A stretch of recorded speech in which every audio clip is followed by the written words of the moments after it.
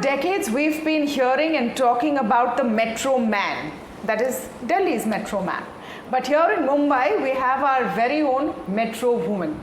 On the occasion of Women's Day, while we of course talk about and feature women who are very successful in business, in the corporate world, the fact is that running and executing a large project, a developmental project, is perhaps even more challenging. And today in this exclusive interview, I'm speaking with Ashwini Bhide, as she's of course Managing Director of the Mumbai Metro Corporation and Additional Municipal Commissioner of the BMC. So the Mumbai Metro Line 3 and the Coastal Road is something Ms. Bhide is going to deliver to the financial capital of this city. Thank you so much, first of all, for speaking with us here on NDTV Profit on the occasion of Women's Day. I'm not going to start with the cliched question of how does it feel to be a woman IAS officer, because I'm sure in most cases it's the same as a male IAS officer. But to spearhead such big projects with the backdrop of political headwinds. So when you have a business, you have risks. Here in the case of such large infrastructural projects, the fact is that there is a plan, there is a goal, but you don't know what's going to happen in the next election. Is that the biggest challenge? Yes, I think uncertain or uncharted challenges is something which is, I think I would term is at the biggest challenge, because the project of this size, they already come with some inherent challenges. The size is huge. You have to implement these projects in a very, very crowded city like Mumbai. You need land, you need money, you need to convince people, and you need to actually take the risk related to construction and deliver the project safely.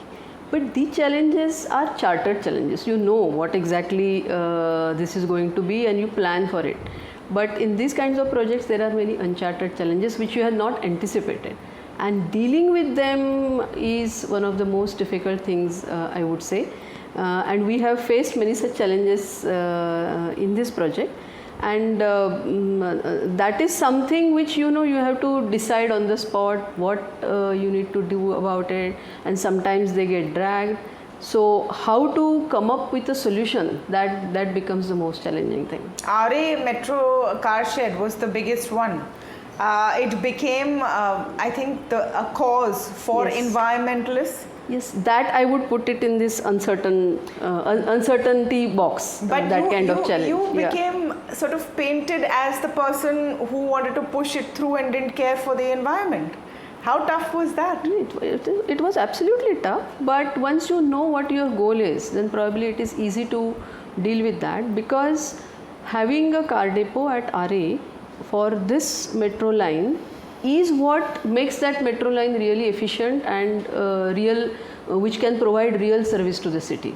If you remove the depot from that area or that end of the metro, then the project completely loses its significance and importance.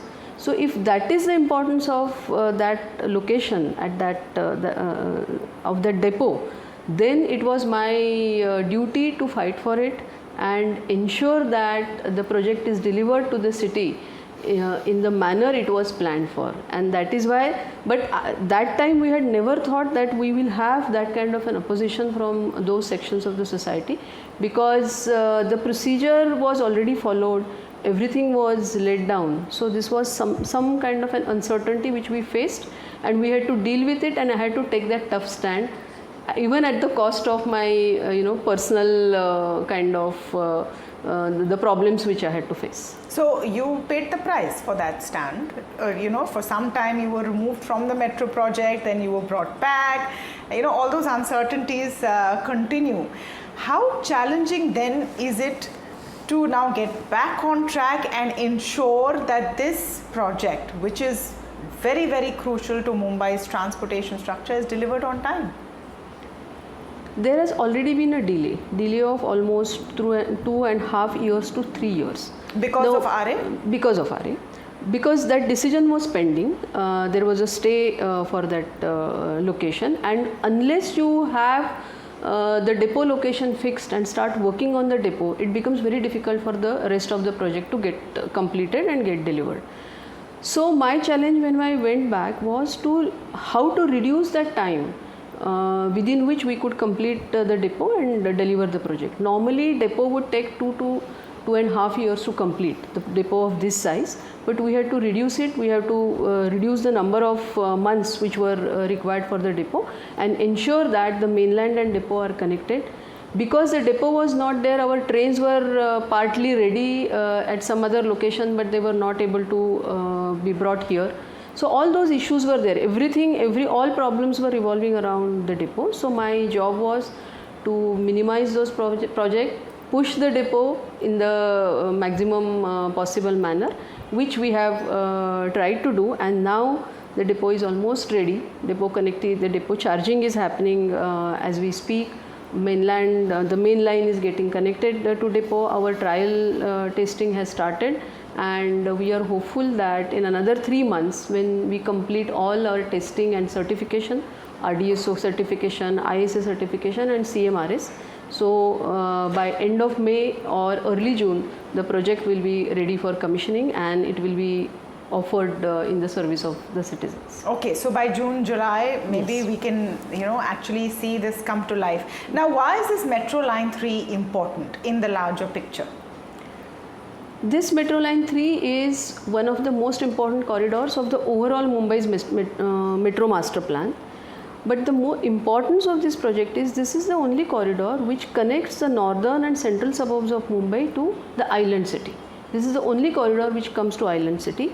All other metro corridors like line 2, line 6, even line 7, they get connected to this corridor.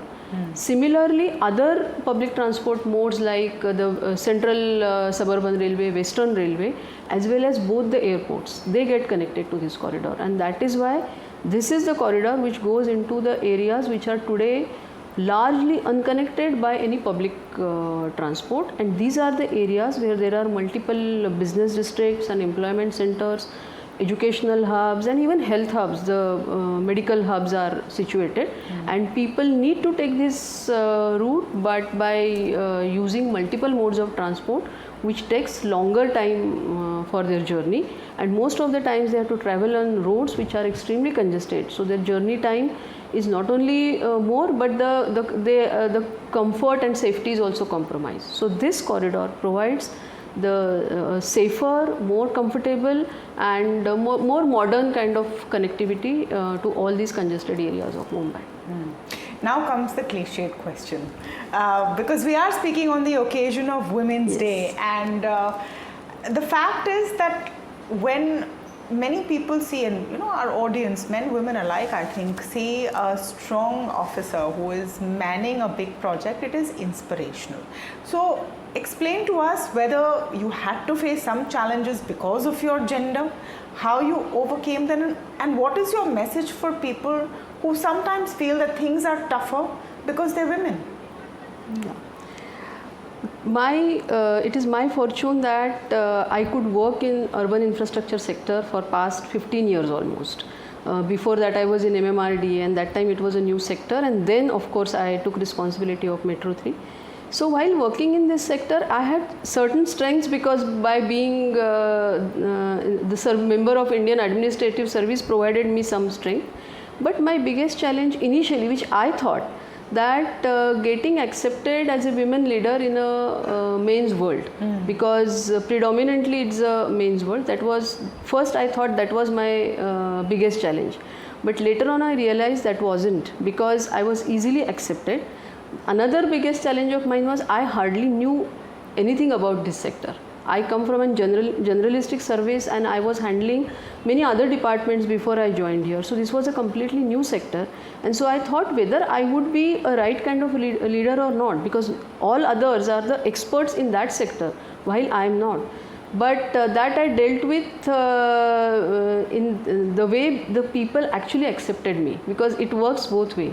They accepted my leadership, and that gave me an opportunity to learn most of the things. So I always remained a keen learner and a team leader. So it was basically, I never thought that I am leading them, but it was the team which I was leading, and this team was the team of experts. So a lot of things I learned from them, but I also provided a completely different and out of box perspective to them, because if you are an expert of a field, you have a certain kind of a thought process. Little I came blinders. from the outside sector, so I could join many dots which they couldn't see, and in fact jointly we worked so efficiently that many technical issues which couldn't get actually implemented on the ground for non-technical reasons, so that I could give them a solution. They could come up with more efficient strategy to implement that, and this is how the projects, when I joined, most of these projects were non-starters when I joined in MMRDA. And that time, along with this team, which was a great learning path for me, but also for them also it was something which they learned from me. So it was a very good give and take, I would say, and that is why, though I thought that these were the challenges, but actually they could be easily dealt with by having this team approach. एक successful women achiever से बातचीत होती है तो ये सुनने को मिलता है कि एक मेल से compete करने के लिए मुझे डबल काम करना पड़ता है अपने आप को प्रूव करने के लिए. I might be as good, लेकिन मेहनत मुझे डबल करनी पड़ेगी ताकि लोग माने. I have to be better. ये आपने एक्सपीरियंस किया? ये इनडायरेक्टली एक्सपीरियंस तो होता है. मेरे केस में मुझे थोड़ा एडवांटेज, जैसे मैंने बोला कि I belong to a premier service of the country, so उसके साथ कुछ एडवांटेजेस आते हैं जो नेचुरली आते हैं. Maybe a common women, even if she is working in a very higher position, उनको जितने नहीं आए, उनको शायद ज़्यादा कठिनाइयाँ आती होगी, वो मुझे थोड़ी कम आती है. बट फिर भी प्रूव आपको ज़्यादा करना पड़ता है, वो तो है, क्योंकि बार बार ये किसी के भी मन में होता है कि अरे ये जिम्मेदारी अगर विमेन है तो ये चीज़ें उनको बताई जा सकती है कि नहीं जा सकती है, ये काम उनसे होगा कि नहीं, उतना टाइम वो दे पाएगी कि नहीं. ये शुरू में काफ़ी सारी इस तरह के डाउट्स लोगों के मन में हो सकते हैं. तो आपको you become very cautious of that, और आपको ऐसा लगता है कि हम जो काम करें वो इस तरह से करें कि ये काम में कुछ ये वुमेन होने के कारण कुछ कमियां रही है, ऐसा नहीं होना चाहिए. तो थोड़ा सा मेहनत ज़्यादा करनी तो पड़ती है. What is the most, I would say, sexist question you faced? Did someone try to mansplain to you about a project which you already know, or ask you things like तो आपके बच्चे क्या करेंगे घर पे? ऐसा कोई सवाल कभी आपके सामने? इनडायरेक्टली होते हैं, बट आई डोंट थिंक ये कोई सवाल मुझे जिन लोगों के साथ मैं काम करती हूँ उनसे नहीं आते. हाँ. They accept you as you are, as any other officer. I mean, the gender doesn't matter when you start actually working along with your team. ये जो सवाल आते हैं ना, वो काफ़ी सारे उस सेक्टर से नहीं होते हैं, ऐसे काफ़ी सारे लोगों के साथ आते हैं. Question you got ever? Question तो वो तो कि आप कैसे घर संभालते हो और ये कैसे करते हो, तो आप बच्चों की तरह कैसे ध्यान देते हो. अब ये सारी चीज़ें हैं कि कोई एक individual, only women doesn't do all this things. You have a house and घर के सारे जो मेंबर्स हैं वो उस प्रोसेस में पार्टिसिपेट करते हैं. बट अगर किसी के मन में ये एक स्टीरियोटाइप है कि ये सारे काम हैं वो जो महिला है उसी ने करने हैं, तब उस तरह के लोग ये सवाल पूछते हैं. एक बात सही है ना. आप सोचिए, आप पूरा मेट्रो संभाल रही हैं, हाँ, लेकिन आपसे पूछा जा रहा है आप घर कैसे संभालोगे? तो ये होता है. बट आई थिंक ये लोग आते हैं कि जिनके मन में ये इस तरह के थोड़े से स्टीरियोटाइप्स होते हैं, वो लोग पूछते हैं. एक मेरे सर्विस में, मैं जब बहुत मेरी शुरू वाली पोस्टिंग में, मैं इचलकरंजी में पोस्टेड थी, और वहाँ पे एक कुछ थोड़ी सी लॉ एंड ऑर्डर सिचुएशन हो गई थी. तो there was one political party, local party, उन्हीं के लीडर्स आए थे, and he started telling me something, how this is to be handled, how that is to be handled. मैंने उनको बोला कि नहीं, मुझे पता है मैं क्या करना है, मैं करूँगी, और मुझे ये सब आप बताने की ज़रूरत नहीं है, आप अपना काम कर दीजिए. और फिर वो थोड़ा सा हमारी बात हो गई कुछ उल्टी सीधी, और वो थोड़े से गुस्से में चले गए. जाते समय मुझे बोले कि अरे आप तो एक महिला अधिकारी है, तो आपको मदद करने के लिए तो ये सब मैं कह रहा था, अगर आपको नहीं चाहिए और आपको करना है तो आप कर लीजिए. मतलब उनका पूरा ये था कि I like it's a patronising kind of attitude कि मैं आपको महिला अधिकारी को ये इस तरह की सिचुएशन शायद हैंडल नहीं कर सकती है, तो आपको मदद करने के लिए ये सब मैं कर रहा था। और जब मैंने उनको बोला नहीं, I am an officer, don't look at it me as a women officer. तो इस तरह के बहुत सटल चीज़ें होती है, ऐसे डायरेक्ट तो मुझे कोई ये होगा नहीं है, but there will be hundreds of such examples where subtly people try to impose the stereotypes in their mind on you and try to extract some kind of whining from you कि नहीं ये बहुत ही कठिन है ये दोनों करना। इस तरह का कोई एक्सपेक्टेशन होता है कभी लोगों के साथ। तो आप यही इम्पोर्टेंट पार्ट है हमारे व्यूअर्स के हिसाब से। What is your advice when you have this subtle kind of patronizing approach, like you've said, that oh, you must be finding it so tough because you're a woman, trying to paint you as a abala nari. How do you respond to it? I think you should just ignore it and जहाँ पे आपको possible है उसको retort कर दीजिए। मतलब because these are not the questions for you. You start considering yourself as an individual irrespective of your gender। और आपकी जगह पे कोई भी मेल कलीग भी होगा या आप होगे या फीमेल कलीग होगी, वो उसका जो behaviour as a human being as an individual होना चाहिए। Being a women you should not have some other kind of attributes, and I think that you should make very clear and अपना काम बहुत confidently करना चाहिए। कभी कभी हो सकता है एज ए वीमेन आपके कुछ वीकनेसेस आपको प्रोजेक्ट भी करने पड़े, क्योंकि finally it's a different gender, but don't feel guilty about it. ये आपका एक नेचुरल कोर्स में एक इंडिविजुअल जिस तरह से काम करेगा, जिस तरह से आगे बढ़ेगा, उसके मार्ग में जितनी भी कठिनाइयाँ होगी उसको जिस तरह से डील करेगा वही हमने करना चाहिए। We should not treat ourselves specially and we should not allow others to treat us specially. That's what I feel. It should be a gender neutral kind of environment which we ourselves should propagate, and that's what works, because slowly इस तरह के सवाल जो है ना वो कम हो जाते हैं फिर। When they see a tough response, the questions end. But one question I definitely want to ask you is about the coastal road. We spoke in detail about the metro project, and that's huge. The coastal road is another one which is now near completion, not without its share of controversy also. Do we need a coastal road? Is it environmentally viable? Is it right to, and all of these questions came. They, in fact, were in the public forum, you had to answer them, the whole government had to answer them. That at the end of the day, is it worth the money of the exchequer, the taxpayer that is going? Now when it's near completion, will it really change the traffic situation, the face of Mumbai? Will this 10 kilometer or 10.5 kilometer road be the change? It will certainly contribute to the change which the city is trying to envisage or see, because Mumbai had a limited road network, about 2050 kilometers only, and so many vehicles ply on it. Naturally we need to expand this network, but Mumbai being a coastal city, being a peninsular city, being because of its geographical shape, there are limitations in enhancing or expanding this road network. So coastal road provides a complete addition to the existing network. Normally you see the existing roads are getting widened, but here it provides a completely new connectivity. It functions as some kind of a marine ring road which provides an fully access control road and a faster connectivity to the city.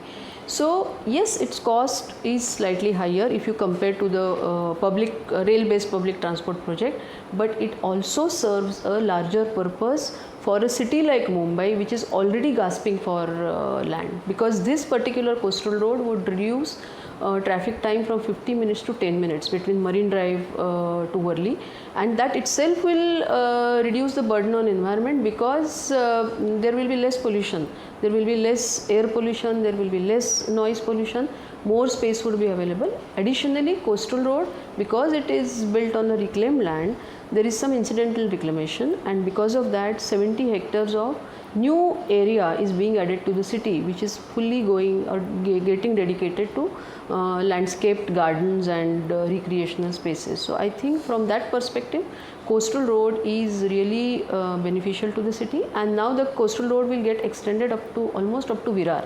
So that provides an very efficient high-speed connectivity to the city, which a financial capital like Mumbai and very highly congested or I would say with more highest population density, the city with highest population density needs that kind of connectivity.